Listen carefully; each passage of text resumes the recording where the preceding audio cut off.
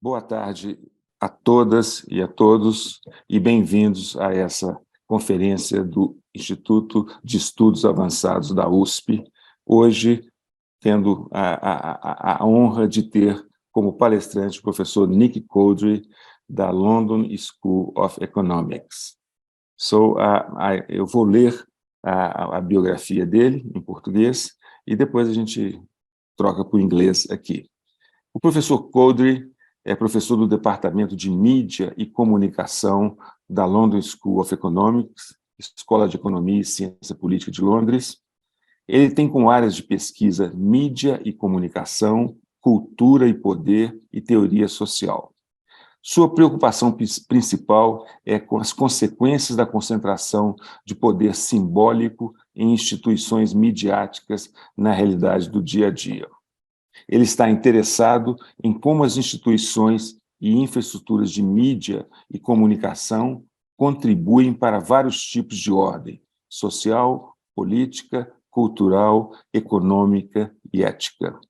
Seu trabalho se baseou e contribuiu para a teoria social, espacial, democrática e cultural, antropologia e ética da mídia e da comunicação. Sua análise da mídia como prática tem sido amplamente influente. Nos últimos 7 anos, seu trabalho se concentrou cada vez mais em questões de dados e ética, política e profundas implicações sociais de Big Data e práticas de pequenos dados. Ele é o autor ou editor de 15 livros e muitos artigos de periódicos e capítulos de livro. O projeto mais recente do professor Cowdery sobre essas preocupações foi o desenvolvimento da estrutura do colonialismo de dados, apresentado inicialmente no livro The Costs of Connection: How Data are Colonizing Human Life and Appropriating It for Capitalism. Ele foi publicado em 2019, tendo como coautor Ulisses Merrias. Outros livros recentes dele são Media, Voice, Space and Power, Essays of Reflection, and Media, Why It Matters, ambos também em 2019. Recentemente, ele cofundou o site de 2 idiomas, Tierra Comum, para incentivar o relacionamento entre acadêmicos e ativistas latino-americanos interessados no colonialismo de dados. Tá? É um prazer imenso tê-lo aqui conosco. Eu vou passar para o inglês e dar as boas-vindas a ele e passar a palavra para ele. Professor Cowdery, Professor Cowdery, é um prazer para nós tê-lo conosco hoje. Suas ideias influenciaram muito não só o Brasil, mas também a América Latina e o resto do mundo. É muito importante para nós ouvir as suas ideias sobre o colonialismo de dados e o trabalho que o senhor fez nesse sentido, porque aqui no Brasil nós observamos e sofremos com esse papel crucial que as mídias sociais exercem hoje. Dito isso, em nome do Instituto de Estudos Avançados da USP, dou as boas-vindas e agora passo a palavra ao senhor. Muito obrigado, Virgílio. É um prazer poder conhecer todos vocês e ter a oportunidade de falar com essa plateia aqui mais ampla, e inclusive, posteriormente, aqueles que vão assistir à gravação. Eu dei uma palestra sobre um livro, Cross of Connection, sobre essa ideia do colonialismo de dados. E eu dei essa palestra meses antes de publicar esse livro. Isso foi há alguns anos em São Paulo. Eu estou começando a escrever agora um novo livro, que se chama The Space of the World, o espaço do mundo, que é um assunto associado ao de hoje. Basicamente, ele trata diretamente essas mudanças que aconteceram, inclusive no Brasil, nos últimos anos. E eu sei que atualmente vocês têm uma discussão no Congresso sobre novos projetos de lei que estão relacionados às mídias sociais. Como sugere o título da palestra, vamos falar hoje sobre espaço. Uma forma especial de espaço, que, na verdade, não é muito familiar, e é por isso que eu chamo o espaço do mundo. Antes de explicar o que eu quero dizer com essa expressão, gostaria de falar por que é tão difícil falar desse assunto. Todos sabemos que espaço é muito importante, mas é difícil pensar sobre espaço. Como um dos grandes sociólogos do século XX, Schultz, falou, o ambiente é um dos termos menos claros que nós usamos nas ciências sociais. E ainda assim, espaço é algo muito importante, mas não pensamos muito sobre isso. Temos aqui uma outra citação do grande filósofo Karl Jaspers, e ele diz que a grande pergunta da ética é o que eu devo fazer, mas ela pressupõe uma outra pergunta: como a comunicação é possível? Jaspers escreveu há muito tempo, ele não mencionou espaço, e ele nunca poderia ter imaginado as mídias sociais, que para nós é algo tão comum hoje. O espaço do mundo é um novo espaço de comunicação, e nós não temos outra escolha, nós temos que viver nele. Quando nós falamos sobre o espaço do mundo e quais espaços ele inclui, nós temos que nos perguntar como a comunicação é possível nesses espaços, e só assim nós podemos abordar as questões éticas que temos. Para que possamos ter uma ideia sobre a dificuldade de se falar desse tópico de espaço e como ele é estranho para nós, eu gostaria de voltar no tempo uns 30, 40 anos, numa época que foi de bastante criatividade na teoria social. Era uma época em que a ideia de espaço ganhou muita ênfase nos anos 80, quando Anthony Giddens, que era um teórico da área social, e estava surgindo também a geografia crítica na época. Voltando ao trabalho dos anos 80, mesmo os melhores trabalhos daquela época traziam o conceito de espaço, mas não de uma maneira útil para nós. Autores como Gregory e Urey falaram da estrutura espacial como um meio através do qual as relações sociais fossem produzidas e reproduzidas. E é verdade, não deixa de ser. Mas, ao mesmo tempo, nós tivemos também as teorias sobre globalização da cultura. Então, falava, por exemplo, que a globalização não significava que os fluxos locais eram mais complexos, o que era verdade. Só que eles não pensavam na questão do espaço sem ser o físico. Messi também falou da questão da geometria do poder na compressão espaço-tempo, na geografia do saber e da ignorância social, como o Thrift falou. Então, a questão da desigualdade entre diferentes espaços. Mas o espaço era pensado como um meio através do qual você circulava. Esse era o conceito básico de espaço. Mas, naquela época, uma pergunta não foi abordada, que é a seguinte: como que o espaço é configurado?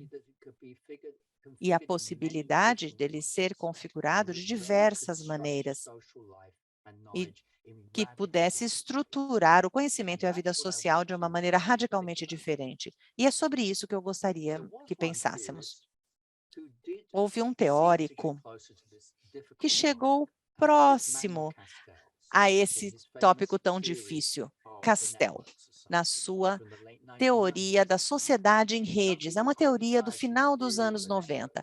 Ele foi criticado por essa teoria, como se fosse um modelo de engenharia, dizendo que a internet determinaria um certo resultado. Mas ele foi mais sutil do que isso na época. Temos uma citação que pode ser retirada de um dos seus livros da trilogia que ele escreveu. Nesse trecho, ele fala sobre a tensão na vida social que vem dessa sociedade em rede. Vou ler esse trecho. Ele disse que nós criamos uma distância social infinita entre essa rede imaginada e a grande parte das pessoas, dos locais e das atividades. Não é que as pessoas, os locais ou as atividades tivessem desaparecido, mas o significado estrutural deles tinha sumido. E a nova ordem social nessa sociedade de rede parecia cada vez mais como um distúrbio metasocial. Ele escreveu há quase 30 anos. E ele disse à época que a sociedade em rede filtraria as pessoas. Então, elas tirariam essas pessoas da possibilidade de verem a chance de uma disrupção social. Mas hoje, nós percebemos que naquela época ele já via essa tensão. E um trabalho mais recente, de 2009, ele fala ainda sobre redes e significados, mas ele fala menos sobre essa tensão. Ele não estava tão interessado na agência, na autonomia de cada pessoa, mas sim das corporações que controlavam essas pessoas. E o que ele dizia sobre esse protagonismo era que nós temos que reprogramar as redes das nossas próprias mentes, reprogramando as redes do nosso ambiente de comunicação, que é uma versão resumida da maneira como nós nos sentimos no mundo. E eu imagino que isso, na época, foi realmente uma menção adequada. Nós precisamos pensar nessa tensão, pensar no protagonismo humano. Quais são outras maneiras de conseguir ganhar esse protagonismo? Tem uma teoria que eu acho muito útil, que vai além dos anos de 30 a 70. E aqui nós temos fala do sociólogo Elias. Ele fala sobre figurações. Depois eu vou entrar nos detalhes do que são figurações, mas aqui eu tenho uma citação que é o cerne do que estamos discutindo. No final do livro, ele fala sobre o que é sociologia. Poucos anos antes de ele morrer, ele escreveu esse livro. Que as pessoas, muitas vezes, parecem deliberadamente esquecer que os desenvolvimentos sociais têm que lidar com as mudanças na interdependência humana. Portanto, se não dermos nenhuma consideração ao que acontece com as pessoas em um momento de mudança social, ou seja, mudanças nessas figurações que são compostas de pessoas, então, se não pensarmos sobre isso, não precisamos fazer nenhum esforço científico. Ou seja, se nós não continuarmos a pensar o que acontece com as pessoas em sociedades também formadas por redes, então nós não precisamos nem falar de ciências sociais. E eu acho que esse foi um erro que tivemos nos últimos anos na formação dessas redes e que precisamos corrigir. Eu estava comentando com o Virgílio que eu fiquei surpreso em conhecer um livro há 2, 3 anos só, um livro muito importante na América Latina, que eu conheci recentemente, escrito por Winograd Flores, de 86, que se chama Compreendendo Computadores e Cognição. É uma abordagem em relação aos computadores, mas baseados em significado, em relações sociais. E uma coisa que eles dizem, e nós precisamos entender, é o seguinte: ao criar ferramentas, especialmente complexas como um computador, ao mesmo tempo estamos também criando novas formas de ser. Esse é um insight crucial para a nossa discussão de hoje, porque o ponto que eu quero defender é que as conexões através da rede que se baseia em computadores, como temos hoje, não é tão importante. O importante é que elas são uma pré-condição para o nosso tópico de hoje, que seria esse novo espaço do mundo que nós estamos criando a partir de uma vida com os computadores. Um novo espaço de ser, talvez fosse uma outra expressão. Um novo espaço de comunicação. que surge dos nossos usos e interações uns com os outros dentro do espaço em rede proporcionado pelos computadores. Esse espaço do mundo é um tema que não discutimos ainda o suficiente. Nós sabemos no nosso dia a dia que tudo está mudando, mas acho que a gente não fala muito sobre isso. Nós achamos que isso faz parte da mudança dos tempos. Mesmo com bons jornalistas, nós temos erros na descrição do que está acontecendo. Eu gostaria de lembrá-los de um grande escândalo que aconteceu em setembro de 21, quando Frances Haugen, que trabalhava para o Facebook e para o Instagram, fez um testemunho no Congresso americano e em outros parlamentos do mundo, revelando o que o Facebook sabia dentro da empresa. Eles sabiam que o Instagram estava prejudicando a vida de jovens meninas em todo o mundo, mostrando corpos que elas nunca conseguiriam atingir. E Facebook sabia disso, dessa pesquisa, mas decidiu seguir nesse modelo porque ganhavam dinheiro com isso. Mas eu não vou falar tanto sobre esse escândalo, apesar de ser importante. Eu gosto da frase usada pelo Wall Street Journal, um dos grandes artigos que escreveram sobre isso, sobre o testemunho que aconteceu. Falavam que o Instagram seria o equivalente à área da lanchonete da escola. Mas isso é um ponto crucial. Esse é um erro, porque o Instagram não tem absolutamente nada a ver com a lanchonete do ensino médio. Não é equivalente a essa lanchonete. Então, vou explicar por que não é igual. Porque o Instagram é um espaço contínuo de captura de dados. Nós não sabemos o que acontece na lanchonete de uma escola do ensino médio. Nós sabemos o que as pessoas nos contam. A gente vê aquilo que está acontecendo, mas só o que nos contam, e não há uma continuidade. E também é um espaço, o Instagram, em que não há reciprocidade exatamente, porque a forma como nós aparecemos uns para os outros, e o mesmo se aplica em todos os outros aplicativos, é algo demonstrado pelos algoritmos. O que você vê a meu respeito não é exatamente aquilo que eu vejo a seu respeito, porque isso tem a ver e é disparado por aparências.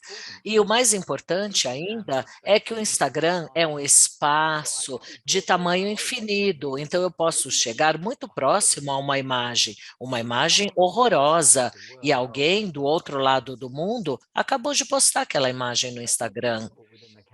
E isso não é possível de ocorrer na lanchonete da escola, em que eu apenas vou saber aquilo que as pessoas estão fazendo naquele espaço físico, e aquilo que chega até mim no Instagram é aquilo que as plataformas vão decidir, que vão se engajar comigo.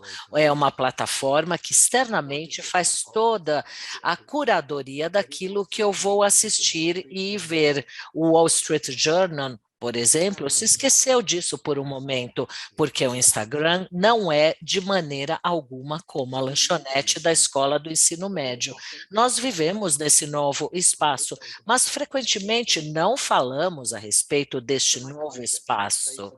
Então, o meu conceito sobre o espaço deste novo mundo é o seguinte: o espaço do mundo é o mundo social, o qual vivemos hoje em dia, em que continuamente vivemos essas plataformas digitais, que são impulsionadas e construídas por computadores, gerenciadas de maneira intensa pelo comportamento de padrões.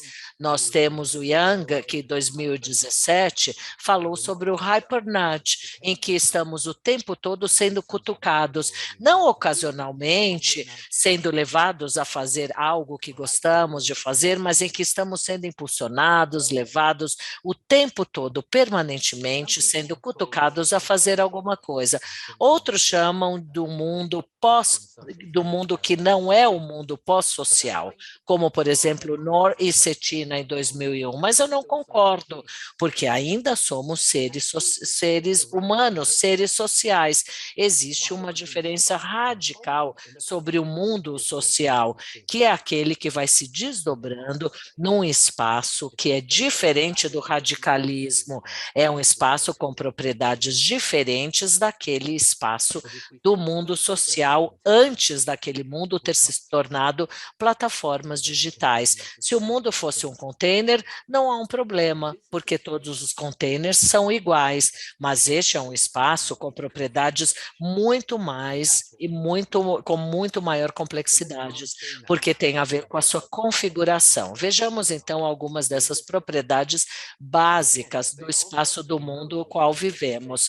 Nós temos aqui esse novo espaço de relações que nos expõe a pessoas, conteúdo, a qualquer distância, independente da distância social, independente da distância espacial.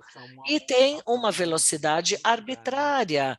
Alguém que está fazendo, por exemplo, um upload no Instagram, de repente a imagem que apareceu há 2 semanas atrás de alguém atirando em pessoas em Kentucky, chegou até a Nova Zelândia, uma imagem ao vivo. Eu posso ver aquilo acontecendo ao vivo através do Instagram, e foi exatamente isso que ocorreu há 2 semanas atrás. Então, uma velocidade e uma distância que ocorre de maneira arbitrária.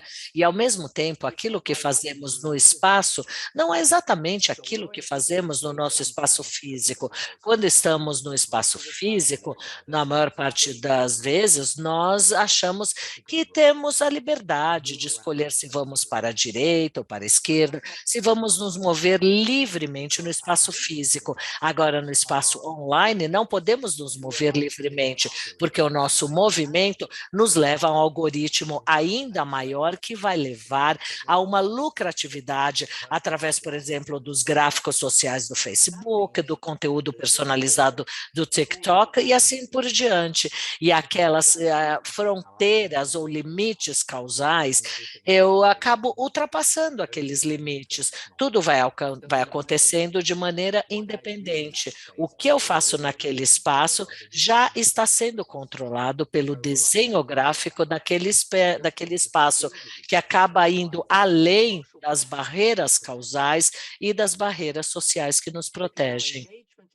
Porque o nosso engajamento nesse espaço é realmente um produto que as plataformas tentam maximizar, maximizando assim o valor econômico através das plataformas. E ainda assim, esses 3 pontos fazem com que seja pouco provável esse conhecimento da nossa realidade. Mas, ao mesmo tempo, ao agirmos no mundo, nós aumentamos a nossa ação através dessas plataformas que identificam o nosso conhecimento sobre aquilo que está acontecendo e aquilo que está circulando nesses diferentes espaços, através dos algoritmos e da curadoria que é feita por esses algoritmos. E este é um paradoxo.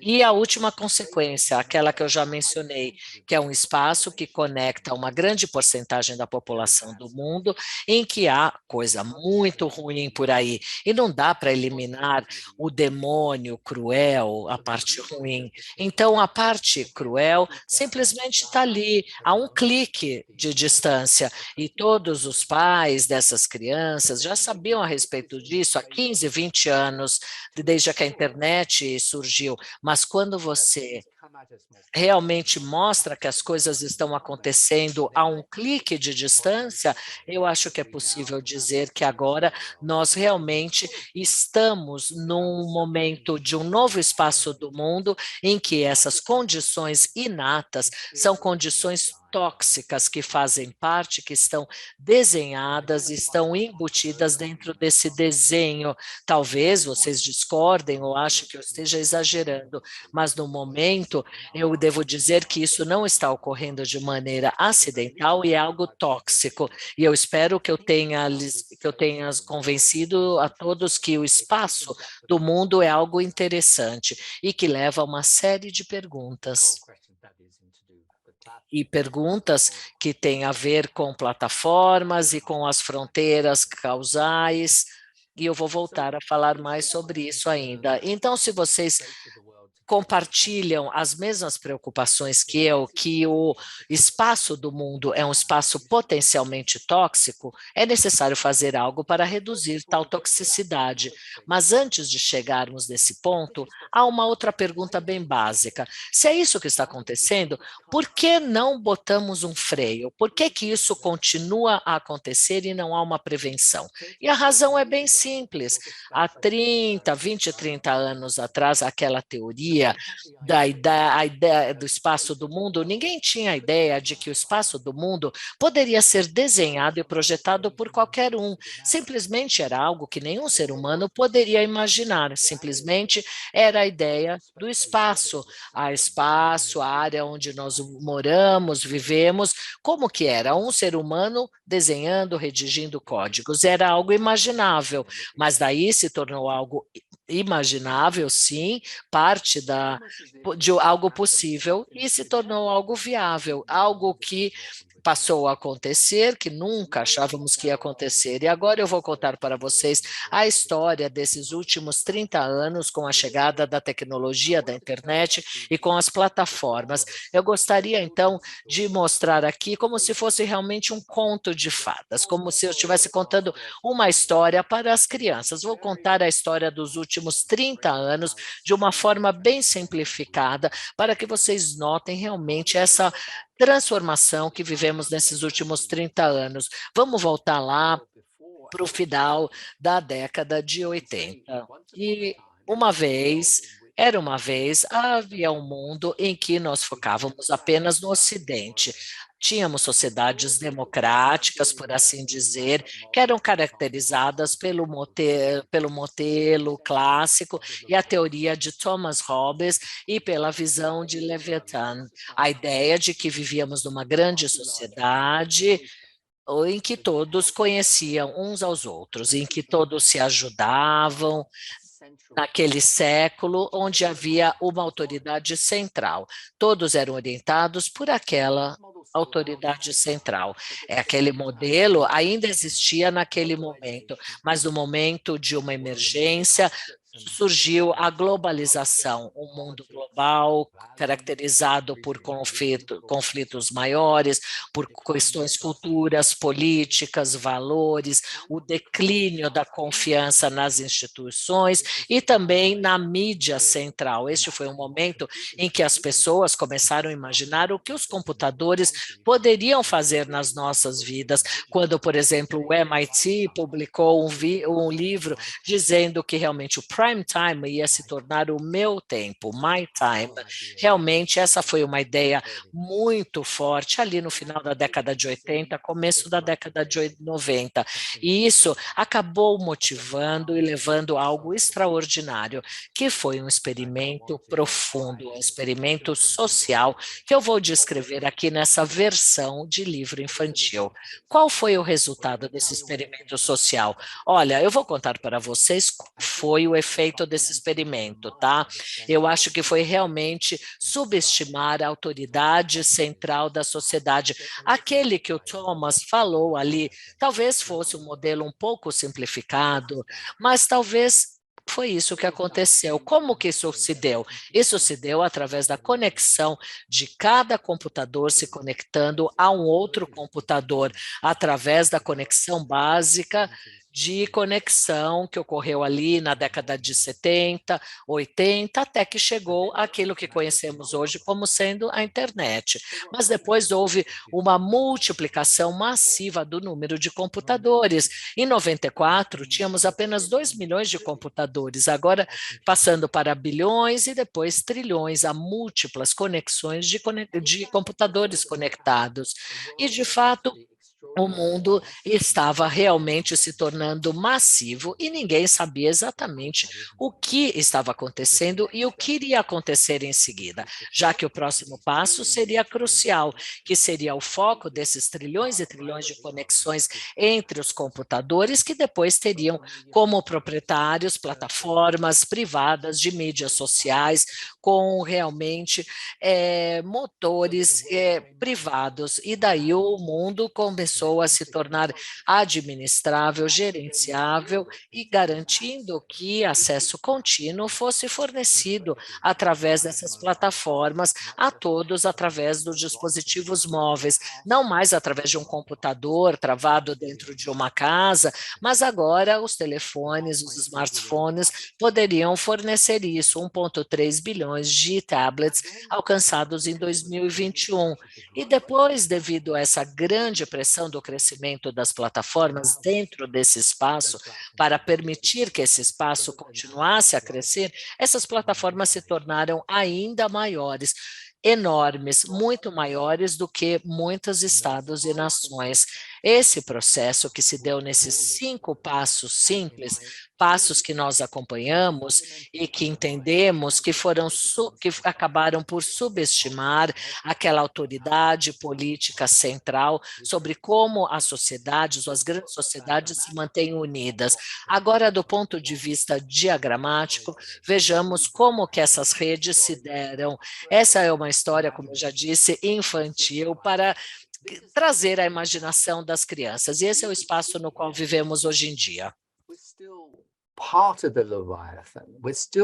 Nós somos ainda parte do Leviatã. Nós vemos aqui dentro desse círculo vermelho esses pequenos grupos que foram cortados de maneira arbitrária em outros grupos, dentro de plataformas, dentro de redes.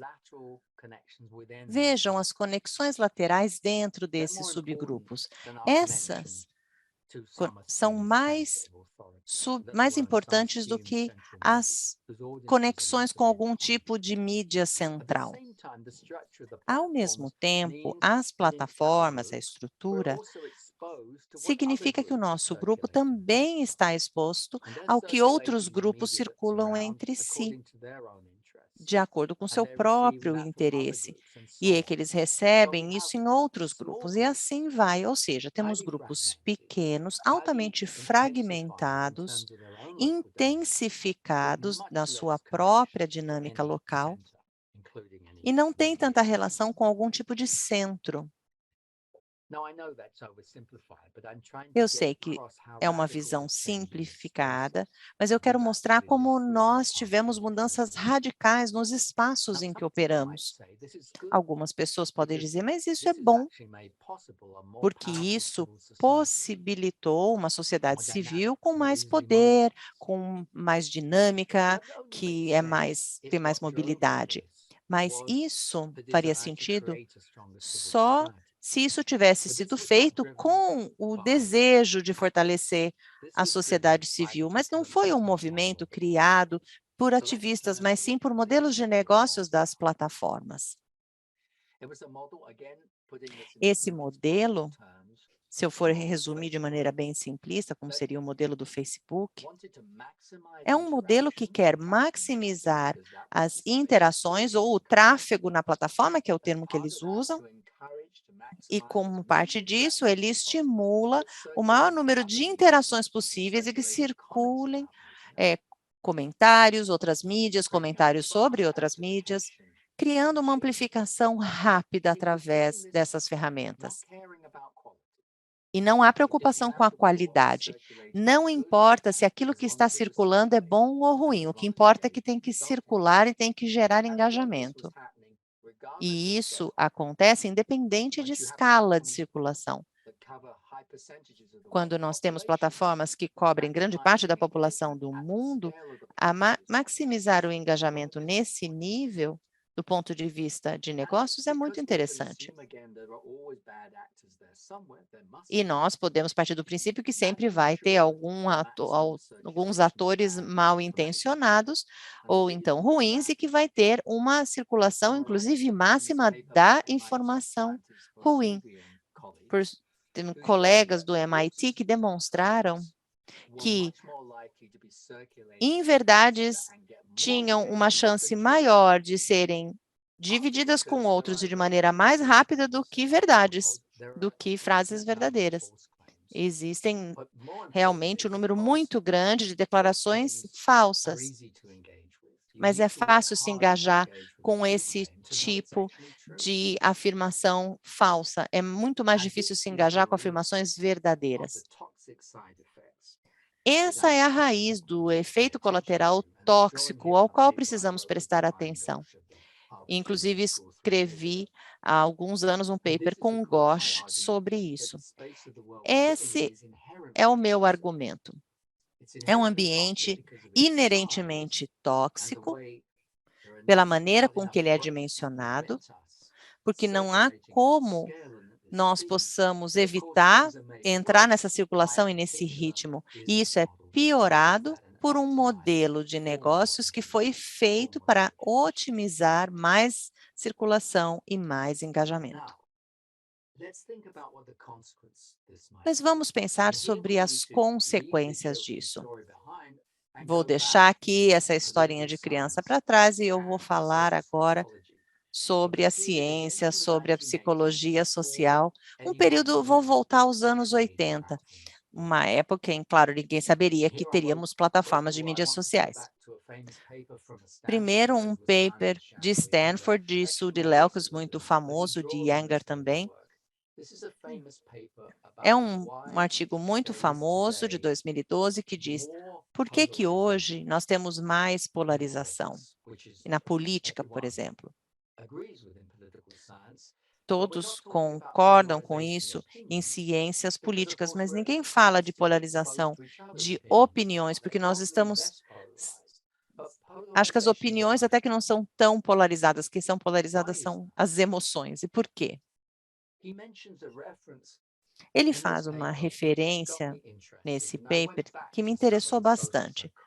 E aí eu voltei aos trabalhos dos anos 70, como Teifel e Turner, que tinham uma teoria muito interessante. Se você criar um espaço em que as pessoas, quaisquer pessoas, tenham a oportunidade ou incentivo de fazer algo muito simples, como sinalizar a sua identidade. Por exemplo, eu sou Nick e eu não gosto do Virgílio. Com o tempo, você vai ter uma pressão cada vez maior de aumentar a polarização no grupo, quando o grupo se identifica como grupo e eles querem ver qual é a diferença entre esse grupo e um outro grupo. Essa era a teoria, mas a gente não imaginaria quais seriam as consequências disso dali a algumas décadas.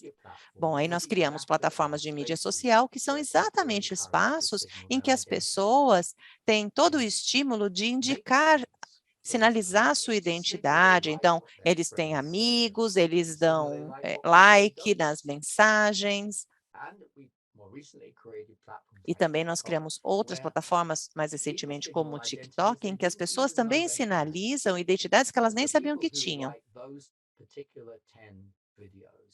Por aquelas pessoas, por exemplo, que criaram um vídeo que todo mundo compartilha. Nós fizemos exatamente o que Teifel e Turner falaram que não era para fazer. Por isso, acabamos tendo um mundo ainda mais polarizado. Esse é um argumento forte, não só com base nessas teorias, e também não só na fábula infantil que eu contei, mas também pensando na teoria social, de que a polarização é uma característica natural das plataformas de hoje em dia, intensificada pelos modelos de negócios específicos que maximizam o engajamento, indicando essas identidades. Então, se nós queremos menos polarização, não é nessas plataformas. Além disso, nós temos outros atores que podem ser influenciadores, podem ser gerentes de bot, podem ser líderes de opinião, gerentes de bots que venham da Rússia, da China, que seja, que eles mesmos têm o seu próprio incentivo para explorar essa situação. Uma situação que, por definição, vai ser intensificada pelos bots e por outras pessoas que circulam as fake news. ou desinformação. Desinformação que ainda são incentivadas pelas plataformas porque, de novo, otimizam o engajamento a um custo muito baixo. Por que um custo muito baixo? Porque é muito fácil criar uma mentira ou algo falso. É muito mais difícil descobrir qual é a verdade. Isso exige investimento. E é muito mais fácil circular alguma coisa, especialmente numa plataforma que tenta otimizar o engajamento e sabe que vai ter um engajamento maior com notícias falsas. Estamos lidando com isso. Eu poderia falar muito mais sobre isso, mas eu estou tentando resumir os problemas que eu quero abordar nesse livro que comecei a escrever recentemente. Eu quero falar sobre mais consequências que eu vejo pela frente. Um aumento da polarização, que é o que nós temos com as plataformas, acabam reduzindo a confiança. E isso na ciência, nas ciências sociais e na psicologia social é um fato. Aqueles que têm menos confiança política vão estar mais vulneráveis a acreditar nas informações falsas. Eles não sabem mais em quem confiar. É mais provável que eles entrem num outro ciclo negativo que justamente gera polarização por causa dessa circulação de informação. É um ciclo vicioso. Menos confiança tem um outro efeito muito importante, que foi por isso que eu comecei a estudar esse tópico, que é o fato de que quando nós temos menos confiança, menos nós podemos trabalhar juntos na forma de solidariedade. Por que eu trabalharia com alguém em quem eu não confio? Nós precisamos de confiança para conseguir trabalhar com as pessoas. Para poder trabalharmos juntos, precisamos confiar nas pessoas. E aí tem uma consequência óbvia disso, que é sem solidariedade, fica ainda mais difícil enfrentar os desafios que temos em comum atualmente. Isso me leva à própria conclusão, que é tão óbvia, mas é o que sustenta o meu argumento. A menos que nós enfrentemos alguns desafios em comum, como, por exemplo, a mudança climática através da solidariedade, a humanidade não vai sobreviver. É por isso que o problema do espaço do mundo é tão importante, porque nós não podemos ignorar os problemas que criamos se a gente quiser ter um resultado significativo em relação aos nossos problemas. Eu vou passar agora as minhas conclusões, porque eu quero deixar espaço para ouvir a reação de vocês. Eu acredito que nós precisamos de uma teoria crítica de como a tecnologia tem mudado a nossa vida nos últimos 20 e 30 anos e ainda está transformando com o ChatGPT ou com outras tecnologias, com por exemplo, inteligência artificial generativa com avatares. Então, nós precisamos entender como isso afeta o espaço do mundo, não só o espaço da tecnologia ou o espaço dos modelos de negócios. E precisamos também de um movimento prático para poder desmanchar esse espaço atual e substituí-lo com um espaço menos tóxico. Não vai ser tão diferente, eu não estou defendendo que não existam plataformas de mídias sociais, mas nós precisamos de ambientes menos tóxicos. Mas a gente ainda não sabe como fazer isso. No último ano, começamos a ver uma mudança, um interesse maior em plataformas como o Mastodon, que já usavam há um certo tempo, mas que funcionam com outra base, um sistema de federação, de um controle centralizado, que é feito por crowdfunding. Mas muitas pessoas são muito céticas em relação a esse tipo de solução. Vamos ter que, talvez elas façam parte do futuro. E também precisamos ver outros experimentos para poder repensar esse espaço do mundo que criamos. Um espaço do mundo que nós precisamos recriar para que nós possamos garantir o futuro. Eu espero que as minhas palavras tenham sido mais ou menos provocadoras. Vamos ver agora se concordam comigo ou não. Estou trabalhando nesse livro e quero saber a opinião de vocês a esse respeito. Muito obrigado, Nick, por essa palestra excelente. Acho que motivou muitas pessoas e trouxe muitas perguntas. Eu gostaria de começar a fazer uma pergunta em nome do professor Eugênio Putic, que ele está na Amazon, não poderia estar aqui está na Amazônia, não poderia estar aqui na nossa sessão, e ele mandou uma pergunta. Eu vou ler a pergunta dele. Como o senhor mostrou nos seus trabalhos anteriores, a relação entre a sociedade e as grandes empresas de tecnologia em várias regiões tem algumas similaridades com a relação injusta entre os colonizadores e os territórios que eles exploraram no passado. À luz dessa comparação, como nós podemos de uma forma democrática, estabilizar ou evitar a colonização digital? Thank you for that question. Obrigado pela sua pergunta. É uma ótima pergunta. Eu tenho que fazer uma conexão entre o que eu disse aqui e esse ponto. Nós estamos agora escrevendo para Penguin Books um livro mais para leigos, estamos trabalhando num livro nesse tema, só que uma versão para leigos. Quero mencionar um ponto que eu vou levantar nesse novo livro, que ainda não foi levantado no livro anterior, que é o argumento principal. Então, por que a gente fala em colonialismo de dados? Muitas pessoas acham esse termo ofensivo. A questão é a seguinte: no início do colonialismo, o problema não era a violência, não era o racismo em si, era o fato de invadir o território. Só foi necessário a violência porque eles queriam invadir o território, foi um meio. O racismo justificou, legitimou esses ataques, mas o que tudo justificava era o fato deles ocuparem aqueles territórios. E apesar de todas as diferenças com o colonialismo histórico, que demorou 500 anos para se desenvolver, muito antes, portanto, do colonialismo de dados, é que nós temos a ideia em comum de um tipo de invasão territorial. No caso dos dados, nós temos que usar software, hardware e configuração de plataformas para criar esse território, do qual você vai capturar os dados, ou seja, uma invenção radicada. É por isso que a gente chama de territórios de dados. E é esse o argumento que está associado ao colonialismo. Então, a pergunta que foi feita, como que nós podemos imaginar uma resposta democrática? Bom, claramente é difícil, né?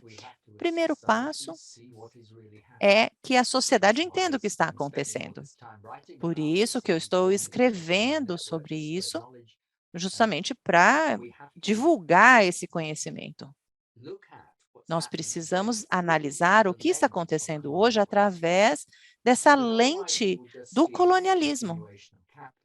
Poderíamos dizer que é uma continuação do capitalismo, a melhoria da tecnologia, talvez alguns problemas até possam ser corrigidos com uma boa regulamentação, mas vamos pensar nos problemas. O que nós não temos é o mais difícil é essa captura da vida das pessoas através do poder corporativo. A questão é como que a gente pode responder a isso. Precisamos pensar nas autoridades regulatórias, nos governos. São problemas muito difíceis de enfrentar, mesmo para os governos democráticos. Todos os governos no mundo estão cada vez mais dependentes de empresas privadas para sua existência. Eles vejam que a sociedade que eles tentam governar é feito isso através dessas empresas privadas. É realmente algo chocante. Os governos estão numa posição muito mais frágil do que no passado. O governo americano poderia transformar a Meta em uma empresa ilegal amanhã, mas é muito improvável, porque há uma dependência de poder dos dados que essas empresas geram. Um segundo problema é que a regulamentação é muito difícil, porque os próprios reguladores são indicados pelos governos. Eles estão numa posição ainda mais vulnerável. A União Europeia até ofereceu algumas intervenções corajosas nessa área, mas estão indo numa direção muito mais de dar suporte para os mercados de dados onde isso funciona. Vamos ter que esperar para ver se, por exemplo, a pessoa responsável pela área de comércio nos Estados Unidos e suas propostas vão funcionar. Eles querem eliminar, claro, os danos sociais, mas vão ter que esperar talvez um outro governo até que chegue em 2024. Há 10 anos, no Brasil, houve uma chance de ter uma perspectiva radical do ponto de vista de dados, seguindo a liderança da Alemanha. Mas vocês perderam um momento naquela época, eu sei que o debate está sendo retomado agora. O importante é ver o problema com clareza e entender qual a direção a ser tomada. Isso vai envolver, potencialmente, os governos, que vão ter que ter uma certa soberania sobre a produção dos dados naquele território. Então, é controverso, até porque a Organização Mundial do Comércio está tentando tornar isso ilegal, mas não teve sucesso ainda nesse sentido. Temos ainda um espaço de possibilidades, mas o que é estranho é que um governo não democrático na China, de certa maneira, tem tido sucesso a fazer a regulamentação das plataformas, porque também foram eles que investiram nelas para começo de conversa, eles mesmos que investiram na criação dessas plataformas para que tivesse uma sociedade mais competitiva. Faz parte da filosofia da ordem social. Grande parte das pessoas fora da China não gosta disso, mas é consistente com os documentos de política da própria China, muito mais consistente do que as políticas americanas nesse sentido. Então, de uma forma até estranha, a gente também tem que olhar para a China e ver como eles estão usando essas ferramentas. Mas talvez não seja essa a sociedade que nós queremos. Se nós acreditamos nos valores de liberdade, acreditaremos num outro tipo de sociedade. Ser anti-China não é nada bom, porque isso confunde muito essa geopolítica. Nós precisamos ter com mais clareza o que está acontecendo, ouvir vários atores em todo o mundo e estimular os governos democráticos a entenderem esse problema. Mas isso demora 5, 10 anos no mínimo. Estamos realmente começando a buscar soluções, é o que eu posso dizer. Agradeço. Eu também tenho uma pergunta para o senhor, antes de eu ler as demais perguntas dos nossos participantes. Vou fazer, então, uma curta pergunta. Os algoritmos têm um papel importante em formatar o espaço online das grandes plataformas, já que possuem a capacidade de dar visibilidade a alguns atores e conteúdo, recomendando posts, amigos, amplificando conteúdo específico e censurando outros. Tendo tal influência, o que o senhor pensa a respeito dos algoritmos e como devem ser regulados? Sim, essa é uma pergunta bem difícil. Se concordarmos, e talvez não deveríamos, mas se concordarmos que queremos que o espaço da mídia social seja o maior possível, então alguma forma de moderação é necessário, porque existe, o mal existe no mundo. E é necessário proteger as nossas crianças de exposição ao mal. E também precisamos nos proteger dessa exposição ao mal. Não podemos viver sem moderação. E se o espaço for muito grande, vai ser muito difícil viver sem moderação. E sem moderação vamos ter um problema a mais. Especialmente no sul global, o trabalho, o papel de busca de material deletério é algo que deve ser feito por humanos, realmente é algo indefensável. Isso acontece da forma colonial, mas realmente mesmo as pessoas em Washington DC que estão buscando material como este, não deveriam, nenhum humano deve ir atrás de um material como este. Então, eu acho que podemos viver com a ideia de alguns algoritmos operarem em alguns espaços. Agora, se a gente se atrelar a essa ideia de espaço social, por isso que eu uso essa ideia do espaço do mundo, que é uma consequência. Eu estou escrevendo esse livro a respeito disso. Talvez precisemos de espaços menores.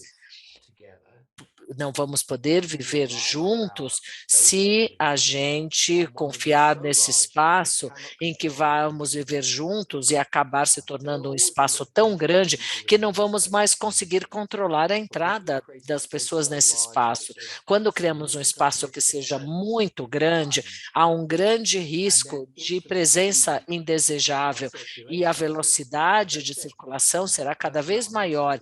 E, como eu já disse, as pessoas no Instagram matando pessoas em Kentucky, sabe, realmente estava no Instagram, muitas pessoas viram, espero que poucas tenham visto, mas realmente milhares de pessoas viram, sem qualquer controle, e eu acho que nós temos esse problema de desenho, porque desenhamos espaços errados, espaços com poucas fronteiras e espaços grandes demais.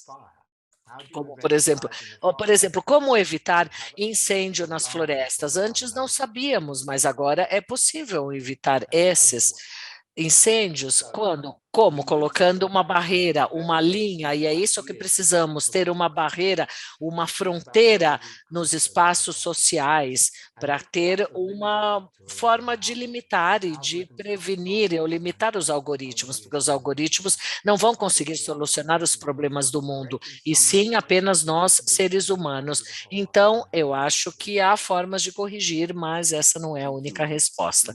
Agradeço. E devido a esses grandes espaços, nós estamos alcançando pessoas de diferentes partes do Brasil. Então, temos agora uma pergunta aqui que vem de uma participante que está localizada no estado de Goiás. Ela se chama Letícia, ela é advogada e pesquisadora e está agora no momento de mestrado da Universidade Federal do Estado de Goiás.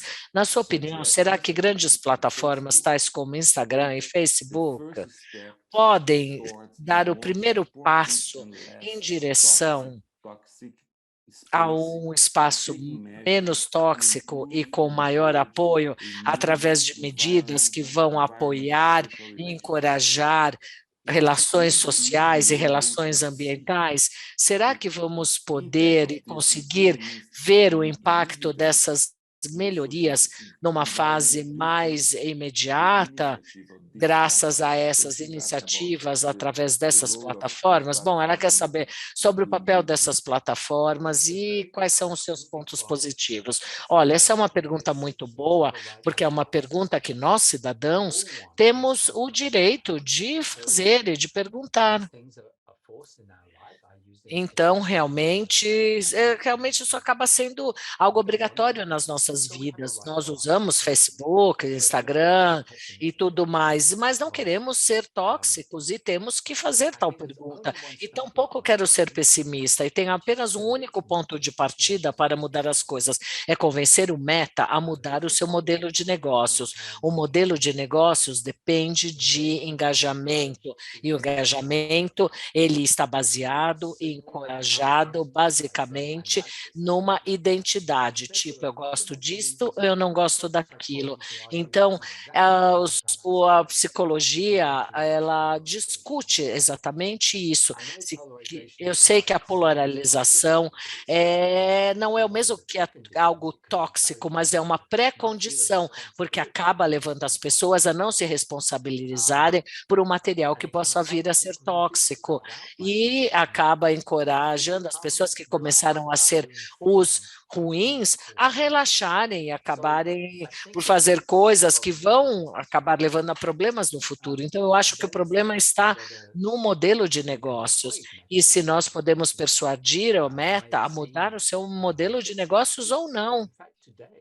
Olha, hoje, de fato, ou ontem, não estou bem certo, os preços das ações aumentaram muito nos Estados Unidos, subiram porque eles decidiram investir menos no metaverso e investir mais na inteligência artificial para realmente conseguir ter um alvo de propagandas e de anúncios para os seus próprios anúncios.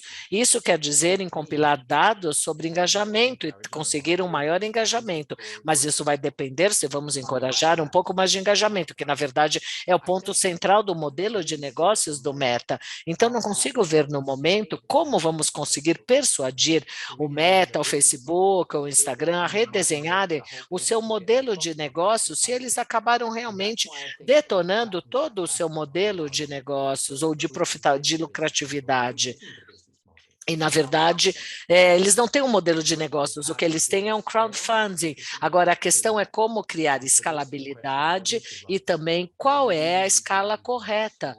Talvez trabalhar com uma plataforma de mídia social bem menor. Há 30 anos atrás, não sabíamos como era uma plataforma de mídia social de larga escala, certo? Agradeço pela sua resposta e temos aqui mais uma outra pergunta que vem de um aluno de Relações Internacionais que gostaria de perguntar sobre como podemos entender o colonialismo de dados dentro do contexto da relação entre países. E que tipo de paralelo podemos traçar para analisar as interações entre os Estados e essas nações em conflitos internacionais? Sim, essa é uma outra questão complicada e eu peço desculpas se eu estou realmente, se eu não falei tanto sobre o colonialismo, vou tentar falar um pouco mais então agora nessa resposta. Se estivermos certos de que existe um colonialismo de dados, especialmente, pelo menos em uma dimensão, se você gosta, por exemplo, de dar colonialismo uma ferramenta adicional, uma arma adicional para assumir um poder maior, se acreditarmos então nesse conceito e por que o colonialismo de dados está acontecendo agora, 100 anos após o primeiro colonialismo, é necessário que se adapte à condição geopolítica do mundo. E o mundo que temos agora é completamente diferente daquele mundo de 1942, massivamente mais globalizado, reorganizado de maneira diferente, mudanças nos negócios, relações sociais radicalmente distintas do passado.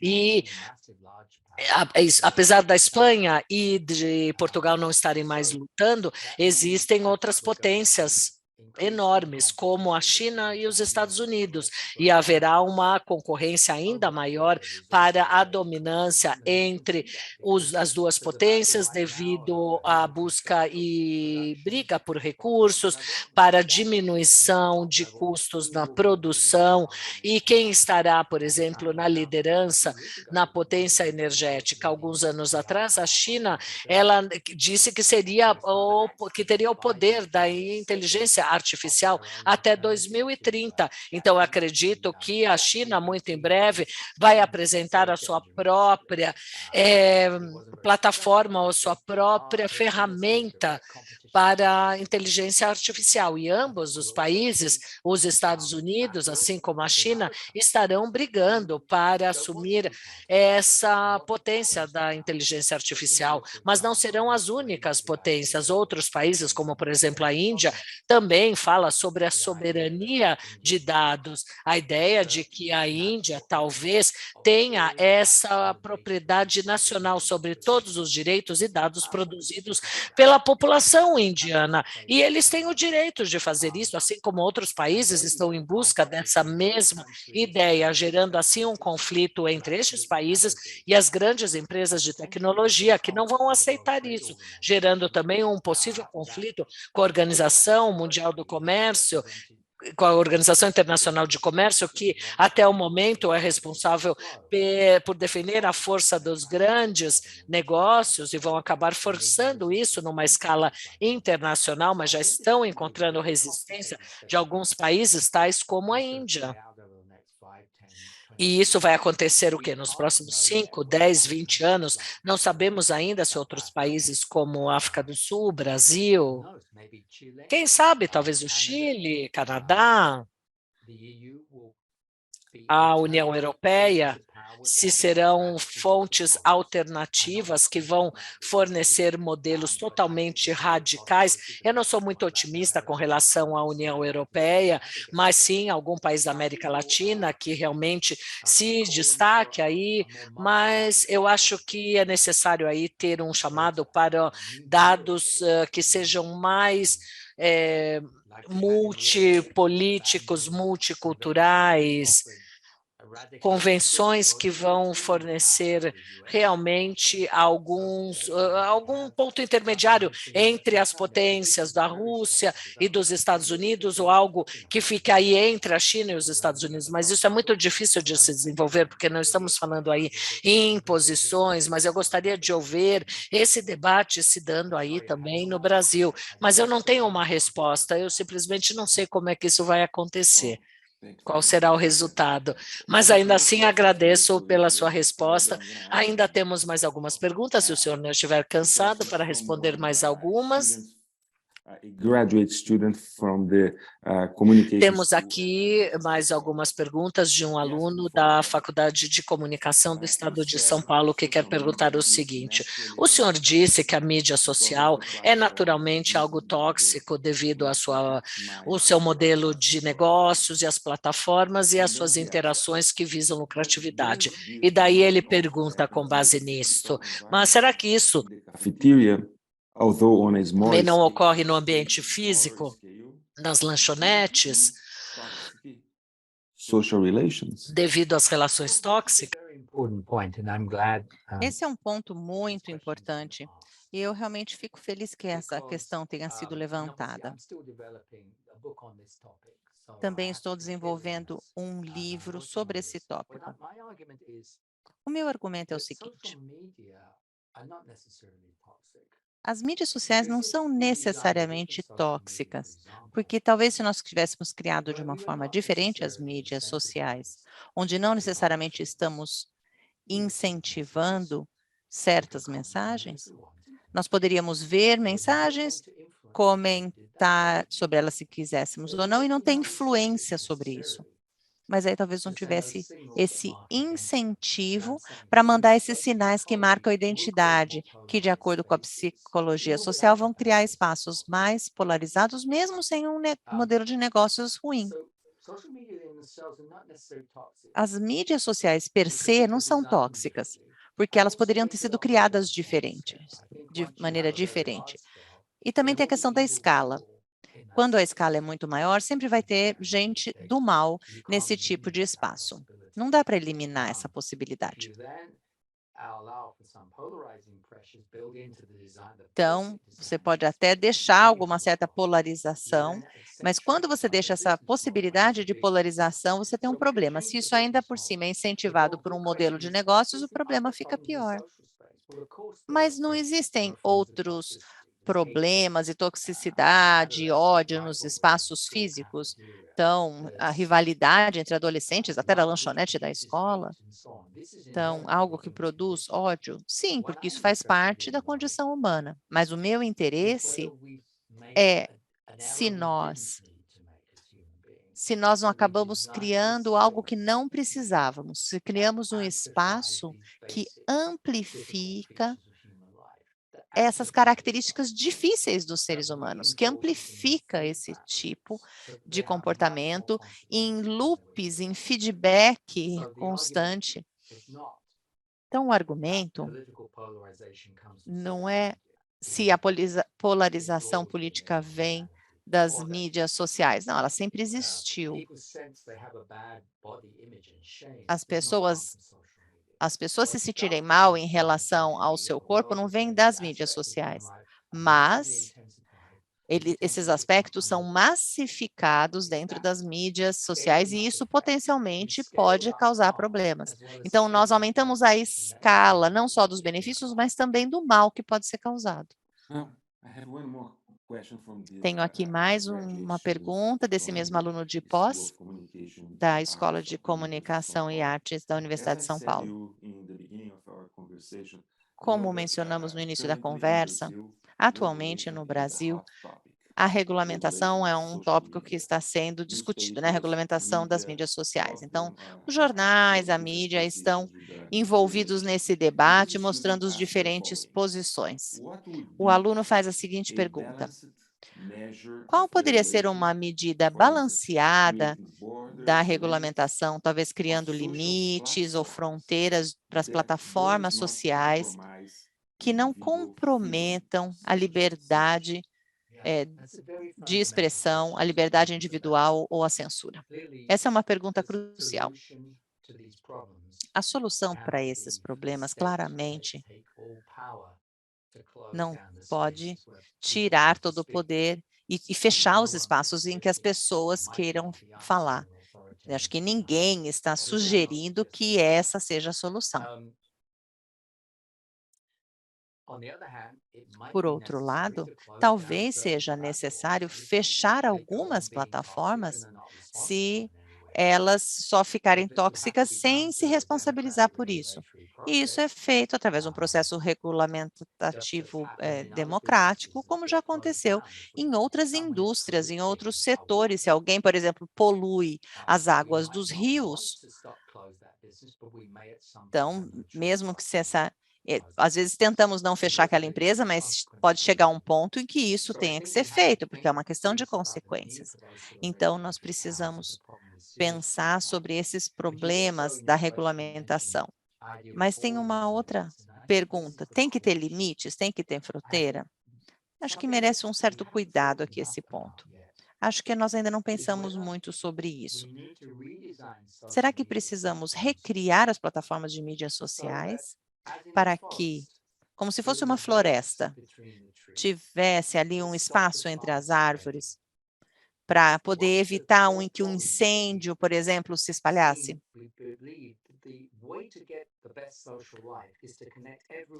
As pessoas acham que para ter a melhor vida social online temos que conectar todo mundo ao mesmo tempo. Mas algumas pessoas, 200, 300, será que a gente quer se conectar com algumas pessoas? Tudo bem, às vezes você quer ouvir as notícias, quer ouvir algumas pessoas, mas não 3 bilhões. O que só é o modelo de negócios que acha que nós precisamos dessa conexão, porque eles aumentam os lucros com isso. Por isso, acho que nós temos que pensar nessas barreiras. Então, sim, a gente quer participar desses espaços. Queremos ter alguma exposição a outras pessoas que nós não conhecemos, mas precisamos criar plataformas como nós criamos cidades.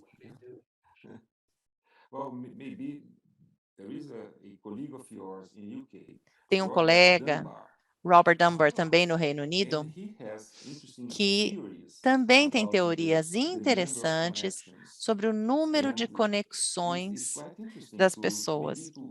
É interessante analisar o trabalho dele. No trabalho desse teórico, ele fala sobre o número de pessoas que você consegue gerenciar como número de conexões. Ao preparar esse livro, eu li o livro dele e ele fala que tem um limite quase natural do número máximo de conexões. É uma contribuição interessante.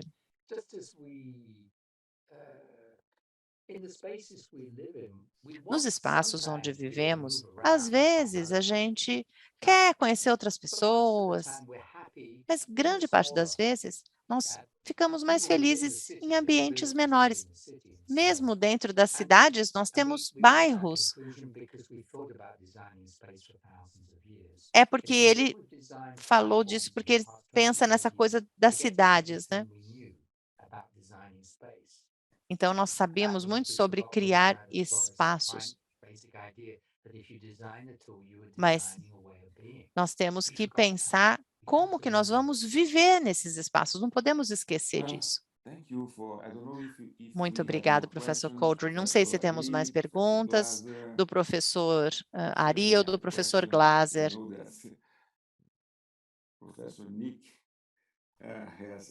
O professor Coldry respondeu muitas perguntas, talvez até esteja um pouco cansado.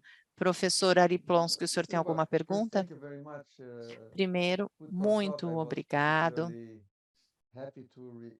Eu fiquei particularmente contente de vocês terem lembrado de Vinograd, porque era um autor que eu estudei quando eu era aluno. Fiquei pensando no início da sua palestra. Não sei se é uma analogia razoável entre as mudanças no espaço, como as mudanças que nós tivemos no início do século XX com a introdução dos carros. E agora a maneira como trabalhamos, como somos, não sei se não é uma mudança similar, se é uma analogia. Foi algo que me veio à mente. Esse é um ponto importante, porque nós não estamos acostumados a pensar nessas transformações espaciais. Eu acho que é nisso que nós precisamos pensar. Qual é essa diferença? É por isso que eu introduzi esse conceito do espaço do mundo. Não há dúvida de que os automóveis tiveram um grande impacto, porque as pessoas podiam escolher para onde iam, na velocidade que iam. Não precisavam depender de uma infraestrutura de transporte fixa. Mas tem uma grande diferença entre aquela mudança e o que está acontecendo agora. Mesmo a diferença entre isso e a própria surgimento da eletricidade, porque é algo da infraestrutura, todo mundo hoje em dia tem acesso a ela, podemos fazer tudo de maneira independente, em paralelo, usando a mesma infraestrutura. Mas quando nós utilizamos a infraestrutura das mídias sociais, estamos num espaço de ressonância. Então, se eu gritar bem alto, isso vai te afetar. Afeta a condição, afeta o seu sentimento, você pode ficar chateado, pode ficar ofendido. E cria essas ondas de reação, porque é um espaço de ressonância. Não é um loop não linear. Isso afeta várias dimensões. E, além disso, cada um de nós fica preso no que nós fazemos. Não estamos totalmente independentes. O nosso comportamento é cutucado ali pela plataforma. Então, você tem uns loops de feedback que estão ali ocultos. Não sei se pensamos muito sobre a dimensionalidade desse espaço. Esse é um espaço com milhões de dimensões. Todas interagem. E todas as plataformas tentam controlar essas interações, o que lhes dá muito poder. Isso não era possível antes da invenção do computador e das redes de computadores. Então, imagine o tanto de poder que se tem um novo tipo de governança. A gente não parou para pensar muito nisso ainda. Por isso que eu acho que a teoria social ajuda muito quando se une à teoria da computação. Nós precisamos de teóricos na área de ciências sociais e de filosofia para entender esse movimento. Como que uma ligação de um computador com outro computador e essas redes, como isso tem impacto? Tiveram esses insights lá atrás, na história do computador, e estamos repensando essa teoria hoje em dia. Parece que nós tínhamos esquecido dela. É a maneira que eu penso, imagino que tem essa importância.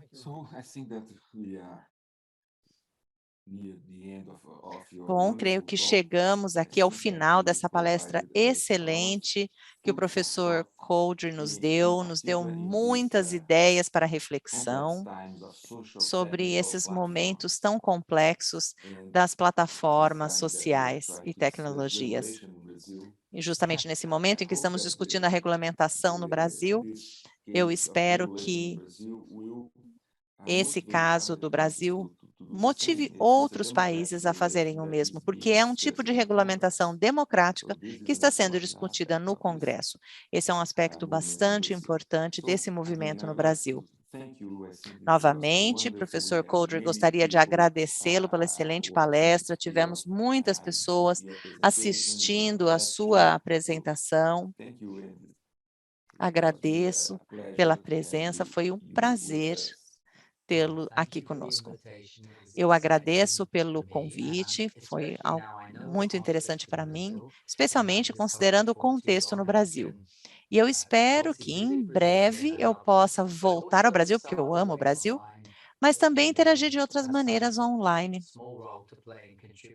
para que possa contribuir, mesmo que de forma modesta, a esse debate. Nós precisamos muito de novas lideranças nesse problema e quem sabe o Brasil vai assumir essa liderança novamente. Realmente é um momento muito interessante. Muito obrigado, boa noite, até logo. Thank you.